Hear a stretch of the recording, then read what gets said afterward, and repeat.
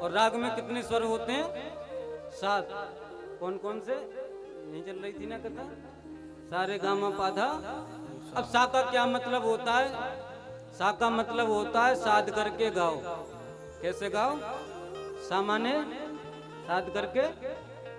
दूसरा अक्षर क्या है? दूसरा अक्षर क्या है? रा। रे हो गया ना, सारे। रे माने राग में गाओ। राग का मतलब जब आप गा रहे हो ना, तो फिर आपका मन केवल उस राग में होना चाहिए, भगवान में होना चाहिए। जो राग जिस विषय में आपको प्रेरणा दे रहा, प्रेरित कर रहा, आपका मन उसमें होना चाहिए, ना कि संसार में होना चाहिए। प्रेम से बोलिए सारे। तीसरा अक्षर क्या है? गा। गा का मतलब क्या होता है? गंभीरता से गाओ। किससे गाओ? संगीत को अगर हम गंभीरता से नहीं गाएंगे तो संगीत का आनंद नहीं आएगा। नाच लोगे, कूद लोगे, जबरदस्ती घर पहुंच जाओगे, लेकिन जो संगीत का पूर्ण आनंद है ना, संगीत तो इतना विशेष है कि भगवान बांके बिहारी भी संगीत से ही प्रकट हुए हैं। प्रेम से बोलिए। राधा वल्लभ जी भी संगीत से ही प्रकट हुए हैं। प्रेम से बोलिए, हुए कि नहीं हुए? तो सारे गा। गा माने गंभीरता से गाओ। सारे गा। और चौथा कौन सा है? माँ। माँ माने मन से गाओ। अभी रुक जाओ, अभी पूरा तो बता दो पहले।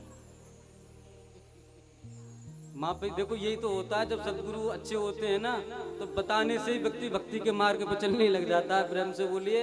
अभी तो 3 अक्षर ही बताएं संगीत के, और हमारे जो मित्र गण हैं वो ऑटोमेटिक शुरू होने लग गए। तो यही होता है।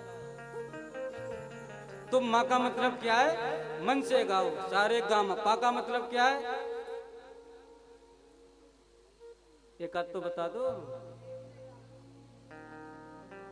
प्यार से गाओ, प्रेम से गाओ। ये नहीं कि फालतू में चिल्लाने पे लगे पड़े, कहीं का ईंट कहीं का रोड़ा और भानुमती ने कुनवा जोड़ा। लेना नहीं देना नहीं। तो सारे गामा पा। अब छठा कौन सा है? धा। धा का मतलब क्या है? हैं? क्या है? ध्यान से ये देखो, संगीत में इनकी रुचि है। शायद आप क्लास में पढ़ी थी थोड़ी बहुत। संगीत सीखा नहीं सीखा? तो रुचि है, इसीलिए आप बता पा रही हो। और अच्छी बात है, जिसके जीवन में संगीत होता है ना, उसका जीवन तो वैसे ही आनंद में हो जाता है। संगीत की दुनिया अलग है और संसार की दुनिया अलग है। सारे गामा पा धा। धामा ने ध्यान से गाओ। अब आगे कौन सा है? नी। नी माने क्या है? नियम से गाओ। किससे गाओ? नियम से गाओ। सारे गामा पाधा नी। अब क्या आ गया?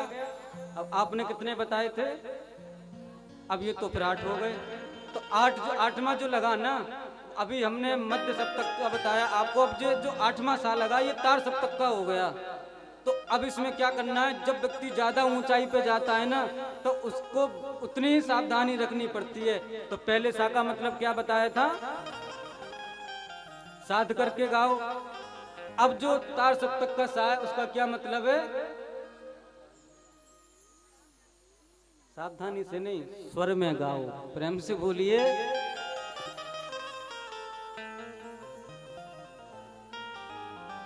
ये संगीत का मतलब है। और इस संगीत में ही, इन 8 स्वरों में ही हमारा जीवन है। अगर इसको समझ लिया तो सब कुछ अच्छा हो जाएगा।